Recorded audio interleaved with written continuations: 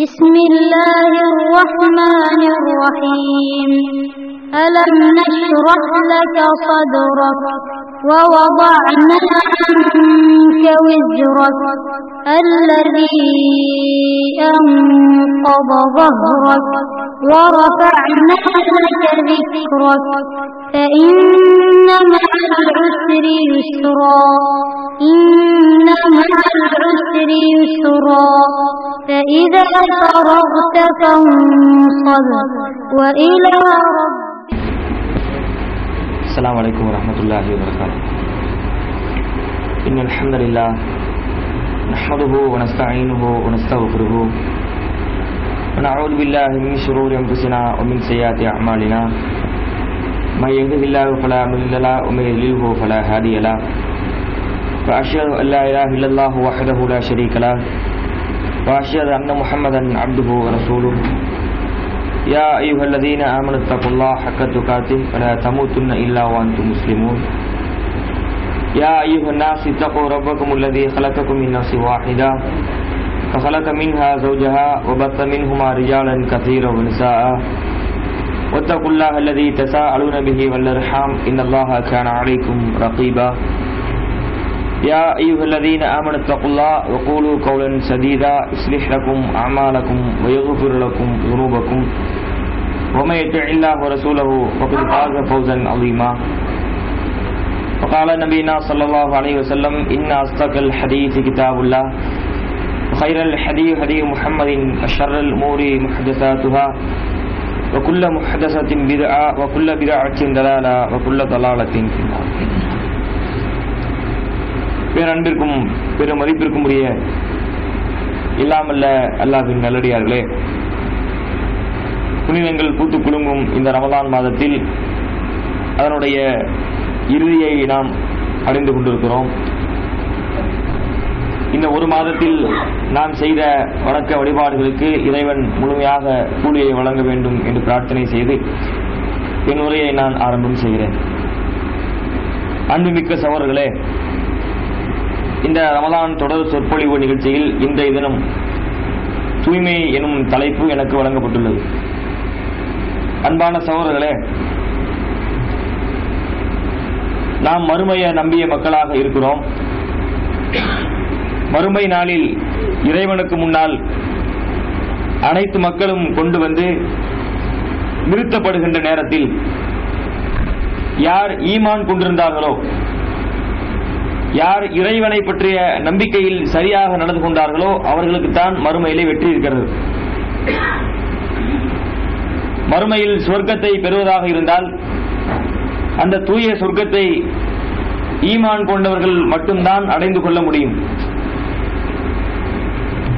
இந்த ஈமான் தான் ஒரு முஸ்லிமினுடைய அடிப்படை என்பதை நாம் துவக்கமாக தெரிந்து கொள்ள வேண்டும். இரண்டாவதாக, ஈமான் என்று சொல்லும் பொழுது அது ஒரு மிகப்பெரிய ஒரு சப்ஜெக்ட். விரிந்த பல பண்புகளை கொண்ட ஒரு தன்மைதான் ஈமான்.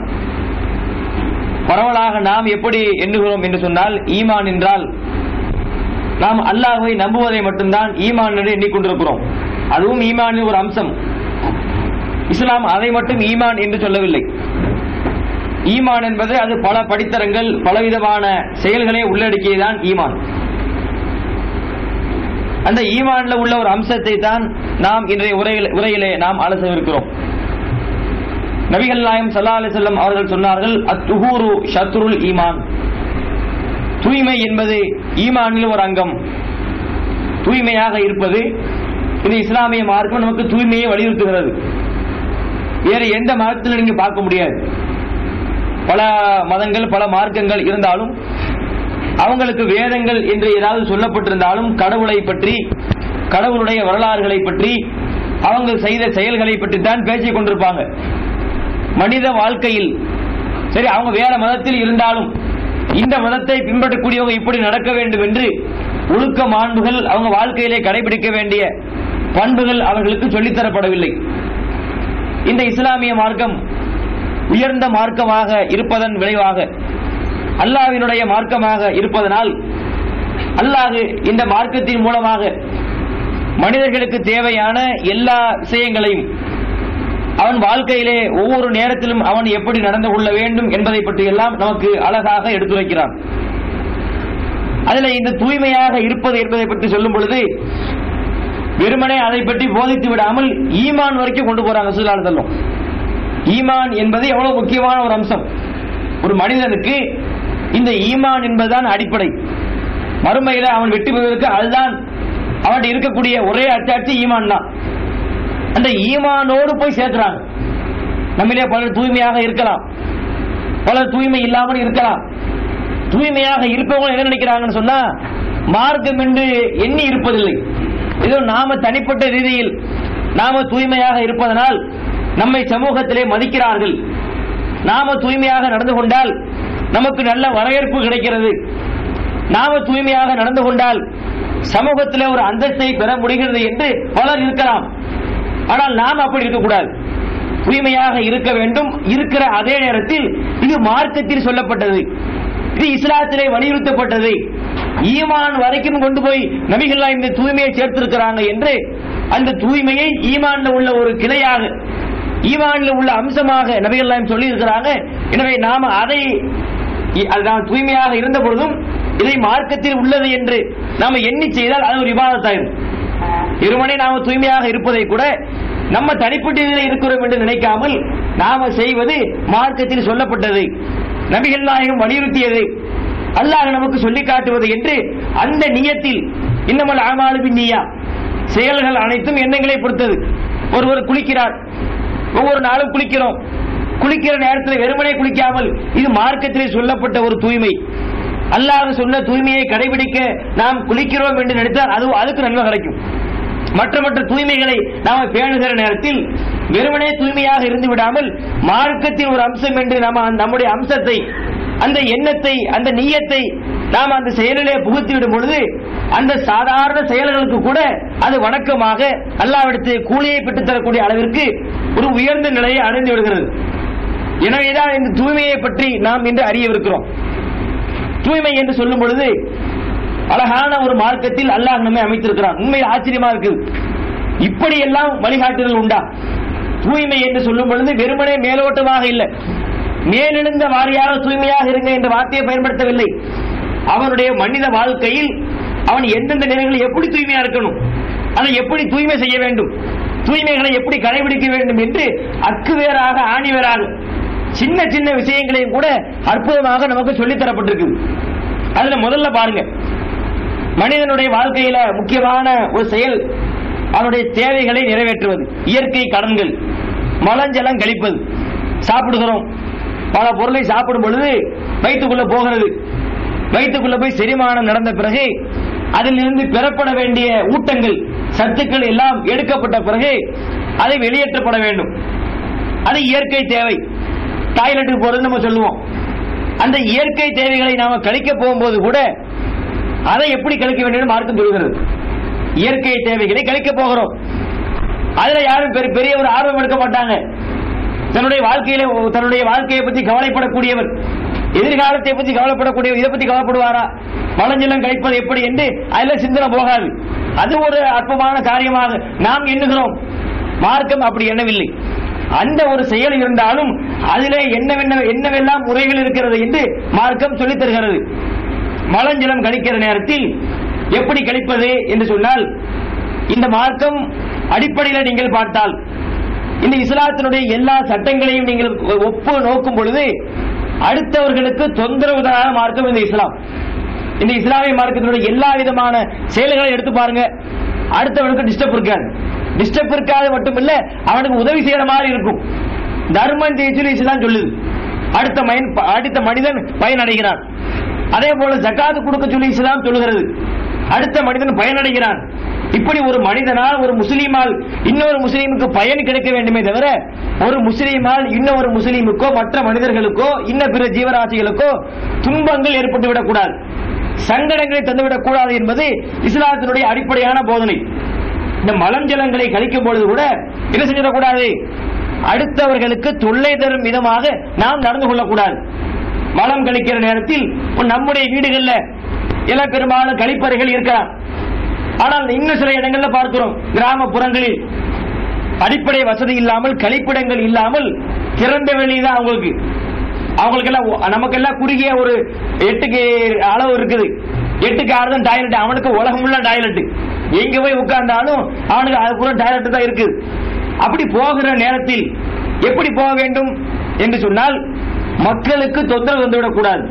அங்கே இஸ்லாம் சொல்லுகிறது, அப்படி மலஞ்சலங்களை கழிக்கிற நேரத்தில் அடுத்தவர்களுக்கு ஒருவன் தொந்தரவு கொடுத்தால் அது மிகப்பெரிய ஒரு சாபத்துக்குரிய ஒரு செயல். நபிகள் நாயகம் சொல்றாங்க, இத்தகுல் ஆயினை, சாபத்திற்குரிய 2 காரியங்களை நீங்கள் அஞ்சிக் கொள்ளுங்கள் என்று சஹாபாக்கள் மத்தியில பேசுறாங்க. அப்ப சஹாபாக்கள் யார சொல்லலாம், வமல் ஆயினான், அது யாரு சாபத்துக்குரிய 2 பேர் என்று கேட்கும் பொழுது, ஒருத்தர் அல்லது அல்லாஹி தரிக்கினாஸ் அவுஃபீத் இல்லிஹிம், மக்களுக்கு, அதாவது மக்களுடைய நடைபாதை, மக்கள் நடக்கக்கூடிய நடைபாதைகளிலும் நிழல் தரக்கூடிய மரங்களுக்கு, நிழல் தரக்கூடிய இடங்களுக்கு பக்கத்திலும் யாரு மலம் கழிக்கிறானோ அவன் அல்லாஹ்வின் சாபத்துக்குரியவன். நாம நினைப்பது என்ன, இது ஒரு பாவமா, அதை பத்தி கவலைப்பட மாட்டோம்.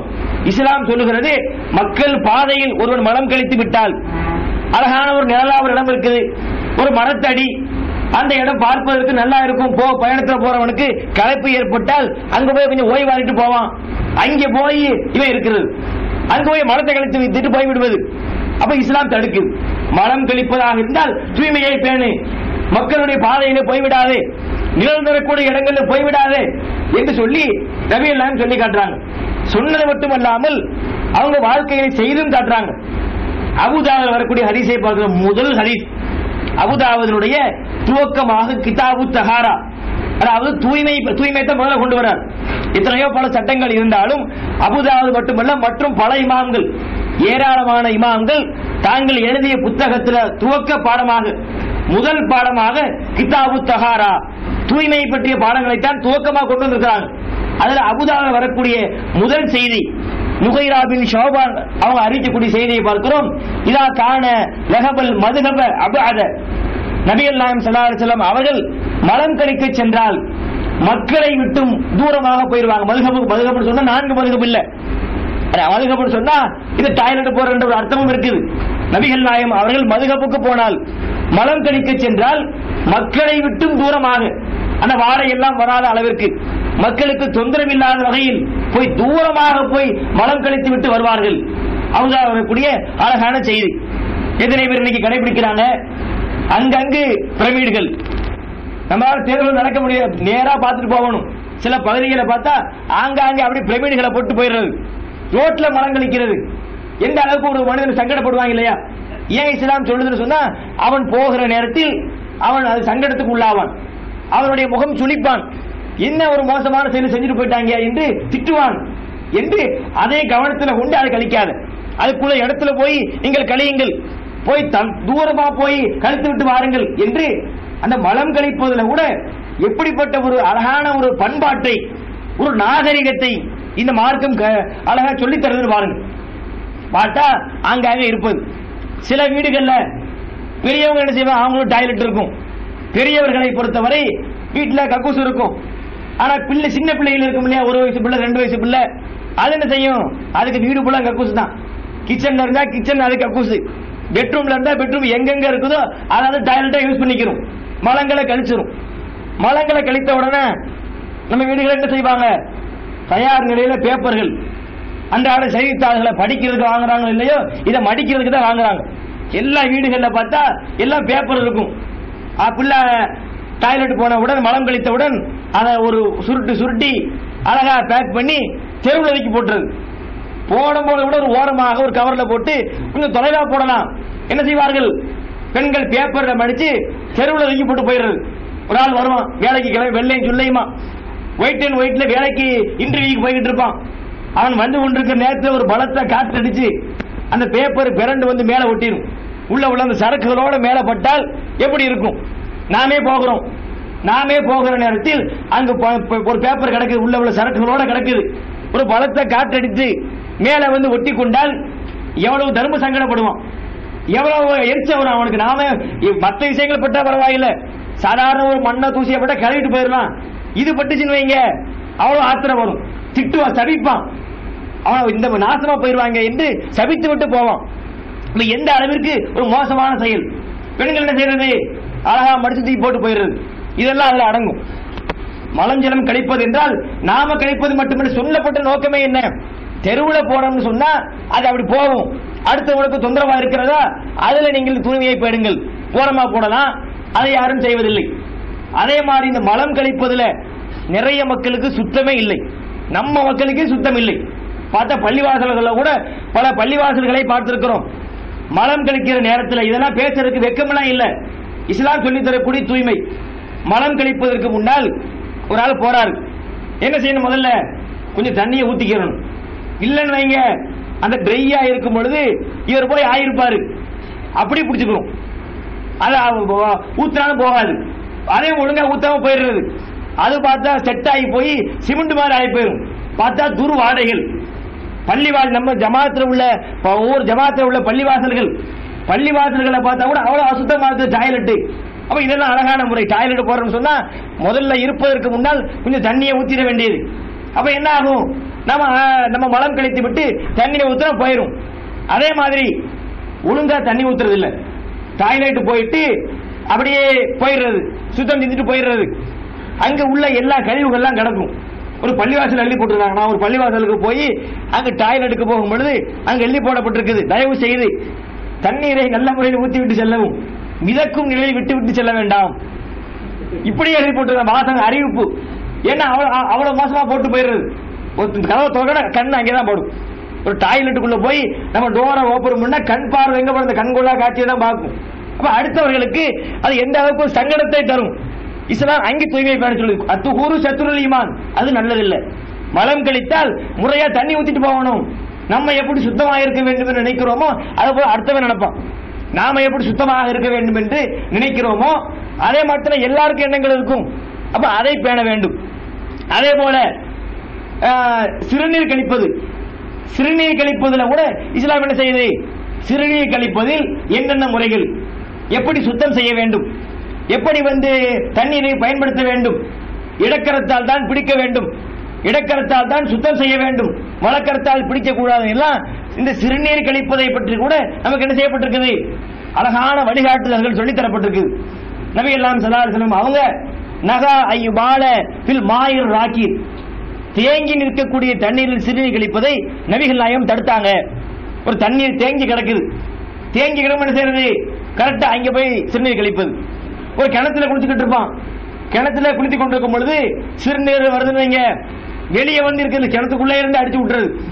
நீச்ச குளத்துல குளிச்சுக்கிட்டு இருப்பான், நீச்ச குளத்துல இருந்து சிறுநீர் நடக்கும் பொழுது வெளியே இருக்கு தண்ணியோட தண்ணியா போகட்டும் சொல்லி தொட்டிக்குள்ளே சிறுநீர் கழிப்பது, இது மார்க்கத்திலே தடுக்கப்பட்டது.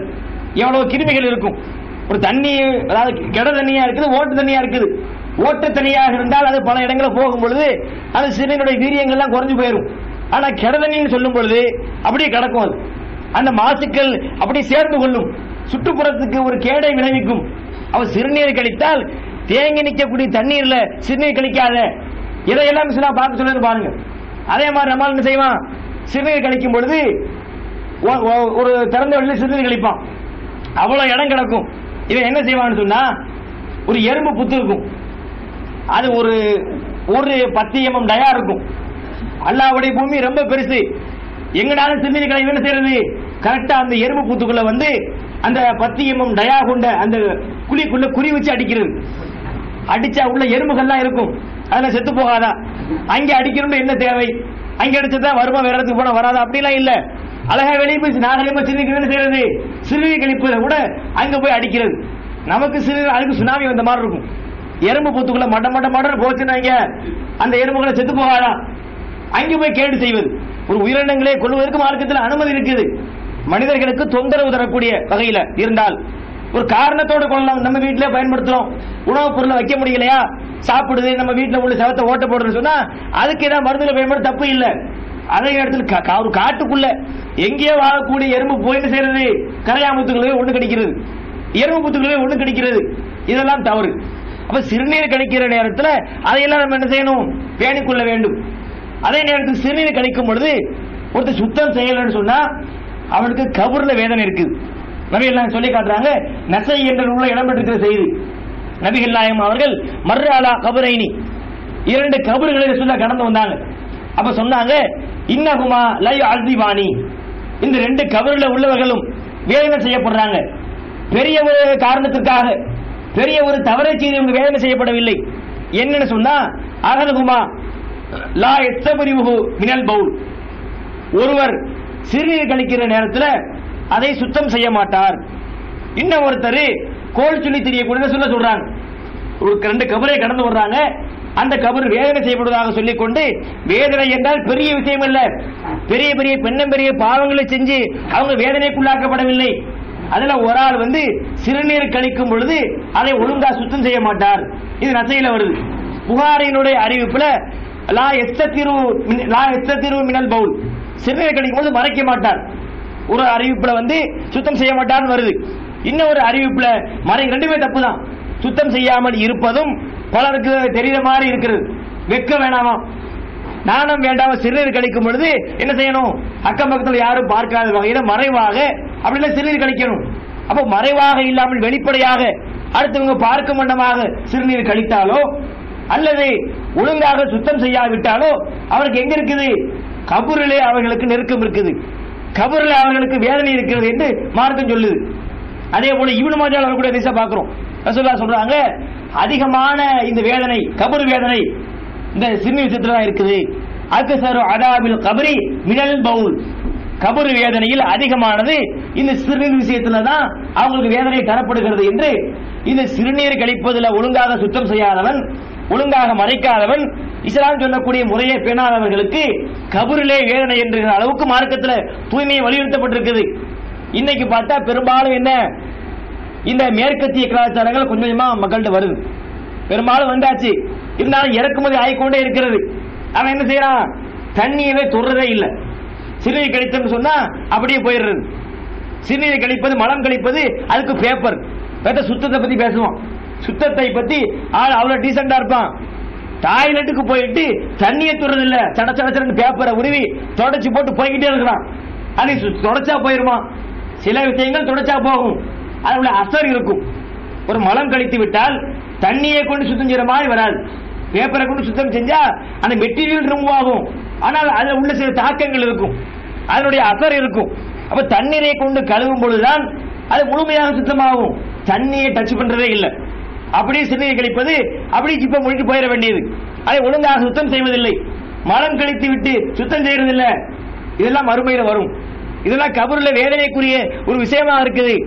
அப்ப பாருங்கள், ஒரு மலம் ஜலம் கழிப்பதில் கூட எப்படி இருக்க வேண்டும். அதே மாதிரி சிறுநீர் கழிக்கிற நேரத்தில் கண்ட இடங்கள்ல கழிக்கிறது. எங்க ஊர்ல சந்து இருக்கு, மூத்திர சந்து, சந்துக்கு பேர், சந்துக்கு பேர் மூத்திர சந்து சொன்னா அங்க பூரா ஒண்ணு கழிச்சு போயிடுறது. அங்க இருந்து செவர்கள்ல பார்த்தா எல்லாம் வெள்ளை விளையாண்டு இலவசமாக ஒயிட் வாஷ் பண்ண மாதிரி சிறுநீர்களை கழிச்சு போயிடுறான். சந்துக்குள்ள நுழைந்து வெளியே வர்றதுக்குள்ள அவன் போதும் போதும் ஆயிரும். அவ்வளவு துர்வாடைகள், சந்துக்கு பேர் மூத்திர சந்து. இதெல்லாம் அல்லாஹ்விடத்திலே வரும். இதெல்லாம் கபரு வேதனைக்குரிய ஒரு காரணமாக இருக்கிறது என்று இஸ்லாம் என்ன செய்து, தூய்மையை பற்றி அக்கு வேற ஆணி வேறாக பிரித்து போடுகிறது. அடுத்து பாருங்க, உடல் தூய்மையில துவக்கமாக உள்ள விஷயம் என்னவென்றால், காலையில தூங்கி எந்திரிக்கிறோம், கண் விழிக்கிறோம். கண் விழித்தவுடன் செய்கிற முதல் வேலை என்னவா இருக்கணும், பள்ளி விளக்கக்கூடிய வேலையா இருக்கணும். பள்ளி விளக்கு எடுத்து அடுத்த வேலை செய்ய ஆரம்பிக்கணும். ரசூலுல்லாஹ் எந்த அளவுக்கு இதை வலியுறுத்தினாங்கன்னு சொன்னா, லவ்லா அன் அஷுக்க அலா உம்மத்தி லா அமர்த்து பி சிவாக்கி மா குல்லி ஸலாம், என்னுடைய சமுதாயத்துக்கு மட்டும் சிரமம் என்பதை நான் கருதி இருக்காவிட்டால் ஒவ்வொரு தொழுகைக்காக நீங்கள் ஒளி செய்யும் பொழுதும் பல் துலக்குவதை நான் கட்டாயமாக்கி இருக்கிறேன். சமுதாயத்துக்கும் சிரமமா இருக்கிறதுனால கட்டாயமாக்கல, ஆனா வலியுறுத்தி காட்டுறாங்க. இன்று பார்த்தா பெரும்பாலும் இந்த பல்லு துலக்கக்கூடிய பழக்கத்தை இல்லை. பார்த்தா நம்ம காலையில் எந்திரிக்கிறோம் பாருங்க, உண்மையிலே அல்லாஹ் நமக்கு தந்திருக்கக்கூடிய மிகப்பெரிய கிஃப்ட் அது. மனித உடல்ல ஒவ்வொரு வினாடியும் கோடி கணக்கில் டேர்ன் ஓவர் ஆகுது. உள்ளக்குள்ள போகும்பொழுது பல கிருமிகள் போகுது, லட்சக்கணக்கில் போகுது. மூச்சை நாம விடும்பொழுது கூட லட்சக்கணக்கில் கிருமிகள் வெளிவருகிறது. அதிலும் குறிப்பாக நாம தூங்குகிற நேரத்தில் அல்லாஹ் என்ன செய்யறான், ஒரு ஃபில்டர் பண்றான். எப்படி ஃபில்டர், நம்ம அசந்து தூங்கும் பொழுது உடல் உறுப்புகள் எல்லாம் ஓய்வு எடுக்கிற நேரத்தில் நம்மளோட உடம்பில் உள்ள எல்லா டஸ்டுகளையும் வாய்க்கு வந்துடும், உடலில் உள்ள எல்லா கிருமிகளும் வாய்க்கு வந்துடும். அதை போய் துப்பிட்டாண்டா அவன் தப்பிட்டான், இல்ல முழுகிட்டான் நீங்க, அதோட அவ்வளவுதான். சிலர் என்ன செய்வது, அது பேப்பர்ல துப்பி போட்டுறது, அந்த முமிழ்நீர் வரக்கூடிய இடத்துல எந்திரிச்சு போய் துப்புறது அவங்களுக்கு சங்கடம். டிஷ்யூ பேப்பர் எடுத்து அதுல போட்டு துப்பி கீழே மடிச்சு போட்டுறது. அதுல கூட பல கிருமிகள் பரவருக்கு வாய்ப்பு இருக்குது. அது நல்ல நிலை இல்லை. பல்லு துலக்குவதை கூட மார்க்கம் வழிகாட்டுகிறது. பார்த்தா இன்று பெட் காபி, அது மேற்கத்திய நாகரிகத்தின் பெயரால் என்ன செய்வான், காலையில தூங்கி கண்ணு முழிக்கும் பொழுது காப்பியில தான் முழிக்கணும். கண்ணு முழிக்கும் பொழுது காப்பி கப்பு அங்க இருக்கணும். என்ன செய்யறது, அப்படியே தூக்கி குடிக்கிறது. காப்பியை குடிக்கிறதுக்கு முன்னாடி எது உள்ள போகும், முதல்ல எல்லாம் அந்த லட்சுப்புறம் போயிடும். அவன் தேக்கி வைத்திருந்த வாயில வைத்திருந்த அந்த ஊத்தைகள்ல உமிழ் நீரை அவன் விழுங்குகிற நேரத்தில் எல்லா விதமான நோய் கிருமி ஏராளமாக மக்கள் என்ன செய்யறது. சுற்றுப்புற தூய்மை என்பது சில வீட்டு தூய்மையாக வச்சாலும் தெருவு நாரடிக்கிறது. தெருவில் சுற்றுப்புறத்தை பாதுகாப்பதில்லை. இதெல்லாம் இதுல அடக்கம். நபிகள் நாயகம் ஸல்லல்லாஹு அலைஹி வஸல்லம் அவங்க அத்துஹூரு ஷத்ருல் ஈமான் என்று சொன்னால் எல்லா தூய்மையும் அடக்கம். ஒண்ணுக்கு தனித்தனி ஆதாரம் தேவையில்லை. தூய்மை ஈமான்ல ஒரு பகுதி என்றால் எல்லா தூய்மையையும் அதை எடுத்துக்கொள்ளக்கூடிய வகையில் இருக்கும். சுற்றுப்புற தூய்மை எப்படி இருக்குது சொல்லுவாங்க. அதை விட சொல்லுவாங்க, இந்த கிராமப்புறங்கள்ல சில காட்டுவாசிகள் மாதிரி சிலர் இருப்பான். என்ன செய்வாங்க, பஸ்ல ஏறி நம்ம எப்படி இடம் போடுவோம், ஒரு துண்டையோ பேக்கையோ கட்சி பையோ போட்டு அவன் செய்யறது, பஸ்ல ஏறி துப்பிடுறது. பீடாவை போட்டு பான்பராக்க போட்டு சீடு நெருக்க அப்படி துப்பிடுறது. என்ன செய்ய நம்ம பார்த்துட்டு ஐயன் போயிடும் இல்லையா, மேல ஏறி வருஷம் உட்கார்ந்துக்கிறது. சீட்டு பிடிக்கிற டெக்னிக் அவருக்கு. இப்படி கூட என்ன கேடு கட்ட முறையில் நாகரீகம் இல்லாமல் சுத்தம் இல்லாமல் மக்கள் நடந்து கொள்றாங்க.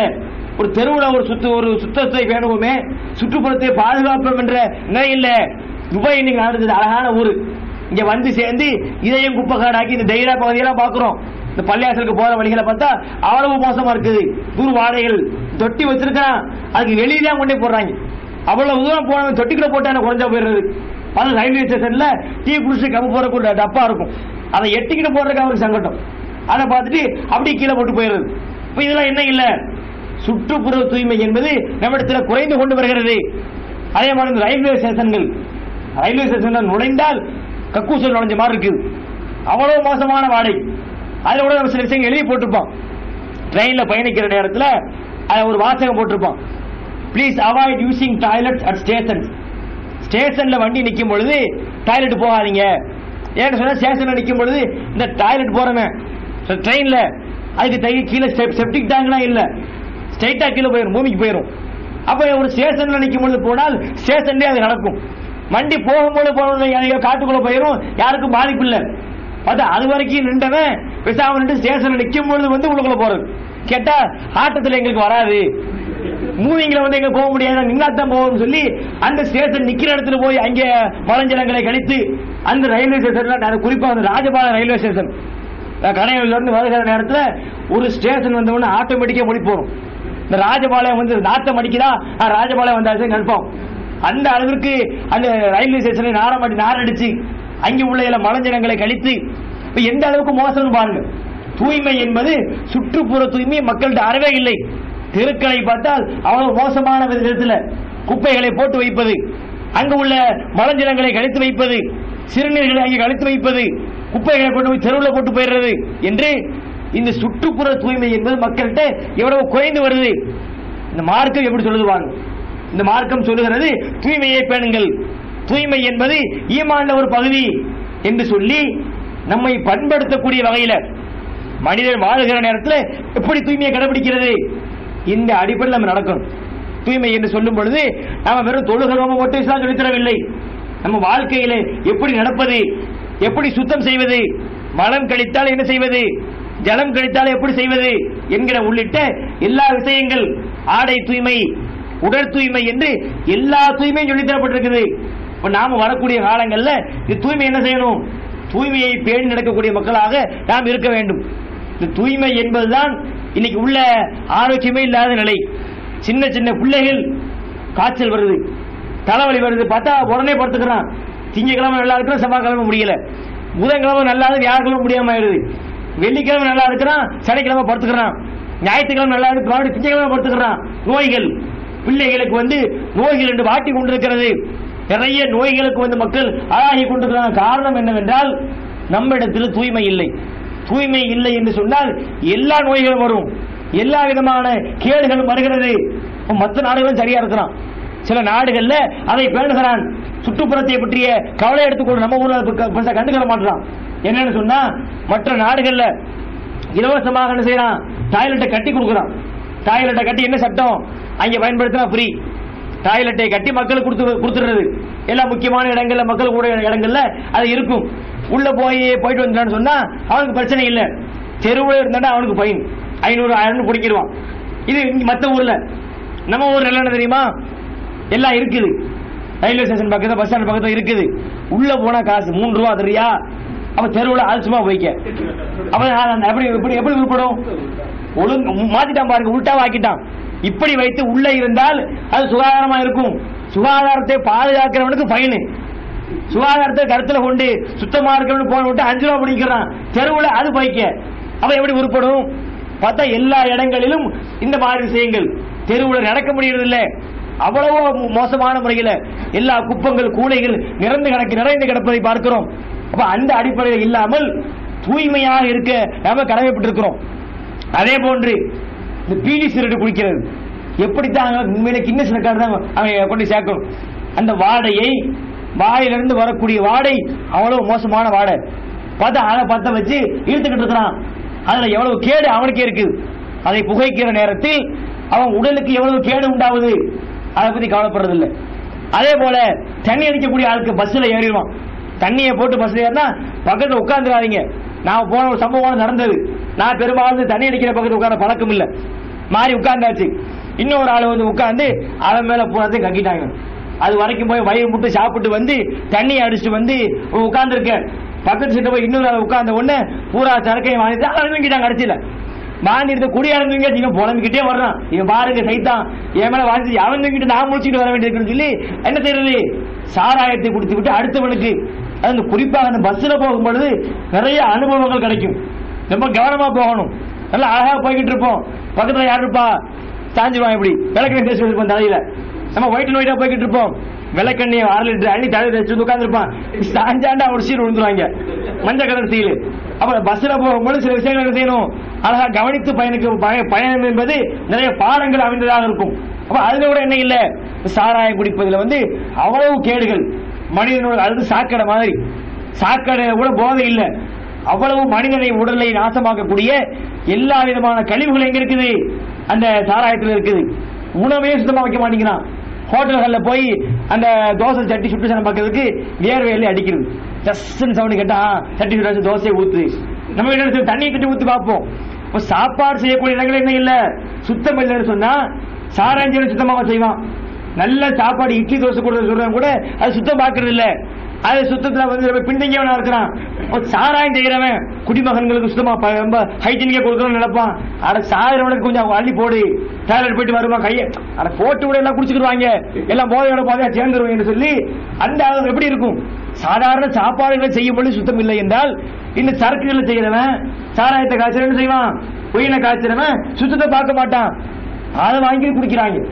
அதை வாங்கி அந்த வாயிலிருந்து வரக்கூடிய வாடைகள் எப்படித்தான் குடிக்கிறான். அதை குடித்து விட்டு பஸ்ல பயணம் செய்வது. பார்த்த தெருவில் விழுந்து நடக்கிறான். தெருவிலே விழுந்து போதையில பலருக்கு புத்தி பதிச்சு பல காரியங்களும் செய்யறான். ஒரு சம்பவத்தை கூட பேப்பர்ல படிச்சோம். ஒரு ஆள் போதையில தண்ணி நிறைய போட்டு போதை ஏறி போயிடுச்சு. பக்கத்துல ஒரு நாய் இருந்தாங்க, வளர்க்கிற நாய். அந்த நாய்க்கு போய் ஒரு மவுத் கிஸ் கொடுத்துருக்காரு. அது என்ன வாயை கடிச்சு பிடிச்சி கடைசியில பிரிய காட்டுறாராம். நாயின் மீது பிரிய காட்ட போறேன்னு சொல்லி போதையில இல்லாட்டி கரெக்டா இருப்பான். போதை இல்லாட்டி இந்த வேலையை செய்ய மாட்டான். போதையில இருந்து அதுக்கே அந்த வாடை பொருட்களை போல இருக்கு. மாயை கொண்டே மவுத்து பிசு கெடுக்க போறேன்னு மாயை கடிச்சு போன நிலையெல்லாம் பேப்பர்ல பார்க்கணும். நிறைய காமெடி இருக்குது. இந்த தண்ணி அடிச்சு கூட செய்யக்கூடிய வேலைக்கு நிறைய சம்பவங்கள் இருக்குது.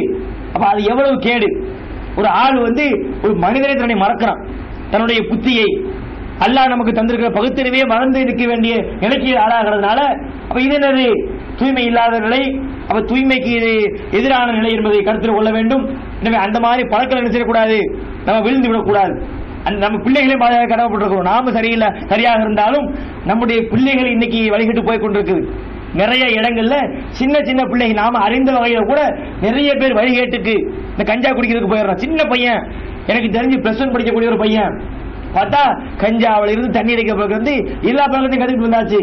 ஒரு மோசமான நிலையை நோக்கி சமுதாயம் சென்று கொண்டிருப்பதனால் நம்ம தூய்மையை பேணி உடலை சுத்தமாக வைப்பது, நம்முடைய வீடுகளை சுத்தமாக வைப்பது, நம்முடைய குடியிருப்புகள் சுத்தமாக வைப்பது என்று எல்லா விதங்களிலும் இந்த தூய்மையை பேணி மறுமையிலே அல்லாஹ்வினுடைய அந்த வெற்றியை பெறக்கூடிய மக்களாக அல்லாஹ் நம் அனைவரையும் ஆக்க வேண்டும் என்று கேட்டுக்கொண்டு என்னுடைய இந்த உரையை நிறைவு செய்கிறேன். வாஹிருத்தவானா அனில் ரபில் ஆலமீன். ஸலாம் அலைக்கும். அன்பான சகோதரர்களே, நேற்று இந்த மஹ்தியாக்களை பற்றி ஒரு கேள்வி கேட்டிருந்தாங்க. மஹ்தி என்று சொல்லும் பொழுது ஒரு முன்னறிவிப்பு இருக்குது. இந்த மஹ்தி என்ன சொல்லி காட்டுறாங்க. அல் மஹ்தியு மின் இத்ரத்தி மின் வலதி பாத்திமா, என்னுடைய வழித்தோன்றல், அதாவது பாத்திமா அவங்களுடைய அந்த வம்சாவளி அடிப்படையில் இருந்து மஹ்தி என்று சொல்லக்கூடிய ஒருத்தர் வருவார். இது அபுதாபுல 4286 செய்தியாக பதிவு செய்யப்பட்டிருக்குது. இன்னொரு அதே அபுதாபுடைய செய்தியை பார்க்கிறோம். பலவுலம் எபுக்க மினத் துன்யா இல்லா யௌமின் ல தவலல்லாஹு ஸாலிகல் யௌம் ஹத்தா யபஅஸ ஃபீஹி ரஜுலுன் மின்னி அவ் அஹ்லி பைத்தி என்று இன்னொரு செய்தி அபுதாபு. அதாவது இந்த ஒரே ஒரு பூமியில ஒரே ஒரு நாள் இருந்தாலும் அல்லாஹ் என்ன செய்வான், அந்த நாளை நீட்டுவான். பூமியில ஒரே ஒரு நாள் எஞ்சி இருந்தாலும் அந்த ஒரு நாளை அல்லாஹ் நீட்டுவான்.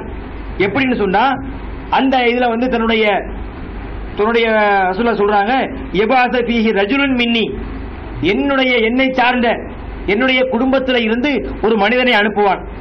அவ் மின் அஹ்லி பைத்தி, அதனுடைய என்னுடைய குடும்பத்தில் இருந்து அதில் வரக்கூடிய வம்சாவளியில இருந்து ஒரு மனிதனை அனுப்புவான். வாத்திவு இஸ்முஹு இஸ்மி, அவர் பெயரும் என் பேரும் ஒன்னா இருக்கும். அவருடைய பெயரும் என்னுடைய பெயரும் ஒன்றாக இருக்கும். அதே போல இஸ்மு அபிஹி இஸ்மா அபி, அவருடைய வாப்பா பெயரும் என் வாப்பா பெயரும் ஒன்றாக இருக்கும். அதோடு மட்டுமல்லாமல் எம்லவுல் அர்ல கிஸ்தன் அவ் அதலன், அவர் இந்த பூமியை, அநீதியால் நிறைந்திருக்கிற இந்த பூமியை நீதியால் நிரப்புவார். இது அவ்வளவுதான் இருக்குது. இந்த செய்தி அபுதாபுல 4282 நபிகள் சொல்லுகிறார்கள். ஒரு முன்னறிவிப்பு, பின்னாடி மஹ்தின்னு ஒருத்தர் வருவார். அவரும் என்னுடைய குடும்பத்திலிருந்து வருவார். அதுவும் பாத்திமாவினுடைய வழித்தோன்றலிருந்து வருவார். அவர் பெயரும் என் பெயரும், அவர் பெயர் முகமதா இருக்கும், என்னுடைய பெயர் முகமதா இருக்கும். அவங்களுடைய பெயர் வாப்பா பேர் அப்துல்லா. அதே போல இந்த மஹ்தி என்று சொல்லப்படுற முகமது, அவங்களுடைய வாப்பா பெயரும் அப்துல்லாவாக இருக்கும் என்று சொல்றாங்க. அதோடு மட்டும் இல்லாமல் இவர் நல்ல முறையில் ஆட்சி செய்வார், நேர்மையாக ஆட்சி செய்வார். எப்படி நிரப்புவாரு? அநீதிகள் நிறைந்திருக்கிற இந்த பூமியை நீதத்தால் நிரப்புவார் சொல்லப்பட்டிருக்கு. இந்த மஹ்தி அவர்களை பற்றி சொல்லப்பட்ட செய்திகளே இவ்வளவுதான் இருக்குது. அதாவது ஒருத்தர் வருவார், பின்னாடி ஒரு அரசர் வருவார். அந்த அரசரும் என்னுடைய சமுதாயத்திலிருந்து வருவார், என்னுடைய வழித்தோன்றலிருந்து வருவார். அவர் பேரும் என் பேரும் ஒண்ணு, அவங்க வாப்பா பேரும் என்னுடைய வாப்பா பேரும் ஒண்ணு. அவர் ஆட்சி செய்வது, அது எங்க ஆட்சி செய்வாரா? லா ததுகபு துன்யா அத்தா எண்ணிக்கல் அரப ரஜுலுன் மின் அஹ்லி பைத்தி, என்னுடைய குடும்பத்தில் இருந்து ஒருவர் வருவார். அவர் யாருன்னு சொன்னா அரபுலகத்தை ஆட்சி செய்வார். அரபு இருக்கக்கூடிய பகுதியில் அவர் ஆட்சி செய்வார். அந்த நாள் வரையிலும் மறுமை நாள் வராது என்று சொன்ன செய்தி திருமதியில 2730 இருக்குது. இவ்வளவுதான் மஹ்தி இமாம்களை பற்றி சொல்லப்பட்ட செய்தி. இதுல மார்க்க சம்பந்தப்பட்ட எந்த ரோலும் இல்லை. என்ன மேட்டர்னு சொன்னா, பின்னாடி ஒருத்தர் வரப்போறார், அதை தெரிஞ்சுக்கிறோம். அவர் ஒரு ஆட்சி செய்வார், அதை தெரிஞ்சுக்கிறோம். அவங்க பேரும் பேரும் ஒன்னா இருக்கும், அவங்க வாப்பா பேர் ஒன்னா இருக்கும், அதை தெரிஞ்சுக்கிறோம். அவர் நீதியை ஆட்சி பண்ணுவார். ஃப்ராட் இல்லாமல் நேர்மையாக நீதத்தால் செய்வாரு, நீதமான ஆட்சி செய்வார் என்பதுதான் இந்த செய்தியில் உள்ளது. இதுல என்ன இல்ல, அவர் நபியாக வருவார் என்றோ, அவருக்கு மார்க்கத்தை ஈசா வர்ற மாதிரி சிறப்புகள் என்று சொல்லப்படவில்லை. அவர் ஒரு மனிதர், மற்றபடி என்ன இல்ல, மார்க்க சம்பந்தப்பட்ட எந்த ரோலும் அவருக்கு இல்லை. இதை வைத்துக் கொண்டு நிறைவேறான் மஹ்தியாக்கள் கிளம்பியாச்சு. அவங்க சொல்லிட்டாங்க, எனக்கு பிறகு தூதர் இல்லை. ரசூலுல்லாஹ் தெளிவா சொல்லி போயிட்டாங்க, நான் தான் தூதர்கள இறுதியானவன், எனக்கு பிறகு வேற எந்த தூதரும் இல்லை என்று சொல்லிட்டாங்களா. இப்ப என்ன செய்யறான்? ரசூலுல்லாஹ் இல்லைன்னு சொல்லிட்டாங்க. அப்ப என்ன செய்யறது? ஒரு மஹ்திங்கிறத பத்திய ஒரு முன்னறிவிப்பு இருக்குது. அப்ப அதை யூஸ் பண்ணிக்கிட்டு உள்ளுக்குள்ள வர்றது, அந்த மஹ்தி என்கிற பெயரை பயன்படுத்திக் கொண்டு குழப்பம் பெறுவதற்கு புறப்படுவது. யார் வந்தா? காதியானி, மிர்சா குலாம் காதியானிங்கிறவன் இந்த பேரை கொண்டு வந்தான், நான் தான் மஹ்தி என்று சொல்லி ரசூலுல்லாஹ் சொன்னாங்களே மஹ்தின்னு ஒருத்தர் வருவார், அந்த மஹ்தி நான் சொல்லி அவர் சொன்னார். அது உண்மையா? அவர் பேர் முகமது ஆண்டு, அது மிர்சா குலாம் அகமது. அப்ப அவன் பேரும் அவங்க பேரும் ஒன்னா இல்ல, ரசூலுல்லாஹ்வுடைய பேரும் ஒன்னா இல்ல. இரண்டாவது, அந்த காதியானினுடைய வாப்பா பேர் அப்துல்லா கிடையாது, அது வேற பேர். மூன்றாவது, அவர் ஆட்சி தான் பண்ணல, அவர் பாகிஸ்தான் கூட ஆட்சி பண்ணல, அவர் வாழ்ந்த இடம் பாகிஸ்தான். உலகத்தை ஆட்சி கொண்டு இருக்கட்டும், பாகிஸ்தானை என்ன செய்யல, அவரு ஆட்சி செய்யவில்லை. அப்ப எல்லாம் பொய்யா இருக்குது. அப்ப இந்த மக்களை ஏமாற்றுவதற்காக ஒரு முன்னறிவிப்பு இருப்பதை வைத்துக் கொண்டு அந்த முன்னறிவிப்பை பயன்படுத்தி மக்கள் செய்யறது வழிகெடுக்க புறப்படுவது. அதே போல இன்னும் ஒரு ஆளு முகமது அல் ஹசன் அப்படிங்கிற ஒரு ஆளு, அவர் பேர் முகமதா இருந்தாலும் அவங்க வாப்பா பேர் அப்துல்லா கிடையாது. இரண்டாவது, அவரும் எந்த ஊரையும் ஆட்சி செய்யல, அவர் என்ன செய்யல, உலகத்தை இதத்தால் நிரப்பவில்லை. அப்ப அதுவும் பொய்யா போகுது. நம்ம ஊர் இப்ப கூட கிருஷ்ணகிரி மாவட்டத்தை தருமபுரி நினைக்கிறேன், அங்கே கூட மகதியாக்கள்னு சொல்லி மக்களை போட்டு கொடுமைப்படுத்தி அவங்க நம்ம தலைமை கூட வந்தாங்க. சமீபத்தில் உணர்வு கூட அந்த செய்திகளை எல்லாம் பார்த்தோம். பாலக்கோடு என்ற ஊரில் அங்கு வாழக்கூடிய முஸ்லிம்கள் இந்த மகதியாக்கள் சொல்லி நாங்க யாரு ரசூலுல்லாஹ்வுடைய வாரிசு என்று சொல்லி மக்களை வழிகெடுத்து அவங்களை அடக்குமுறை செய்து ஒரு ஆதிக்கம் செலுத்திக் கொண்டிருந்தாங்க. அப்ப அதெல்லாம் என்னது, பின்னாடி ஏமாத்துறக்கூடிய வழி. மக்களை ஏமாற்றுவதற்கு ஏதாவது வேணும் இல்லையா, சும்மா போய் சொன்னா நம்ப மாட்டான். அப்ப ஏதாவது ஒரு பேர் தேவை என்பதற்காக இந்த மகதி என்கிற பேரை பயன்படுத்துறாங்களே தவிர, இரண்டாவது மகதிக்கே மார்க்கத்தில் ரோல் இல்லையே. அவருக்கு மார்க்க சம்பந்தப்பட்ட இப்ப வருவார், பிரச்சாரம் செய்வார், அவர் சொல்றதை கேளுங்கன்னு சொல்ல மார்க்கத்தில் இல்ல. ஒரு முன்னறிவிப்பு, இன்னொருத்தர் வரப்போறாரு மறுமை நாளை நமக்கு உணர்த்துவதற்காக, மறுமை நாள் நெருங்கிவிட்டது என்பதை சொல்லுவதற்காக ஒரு முன்னறிவிப்பை தவிர இந்த மகதிக்கு என்ன இல்ல, மார்க்க சம்பந்தப்பட்ட எந்த ரோலும் இல்லை. பின்னாடி வந்தவர்கள் தங்களுடைய வயிற்று பிழைப்பிற்காக அந்த பெயரை பயன்படுத்தி ஆதாயம் அடைய பார்க்கிறாங்க என்பதுதான் உள்ள செய்தி. அஸ்ஸலாமு அலைக்கும்.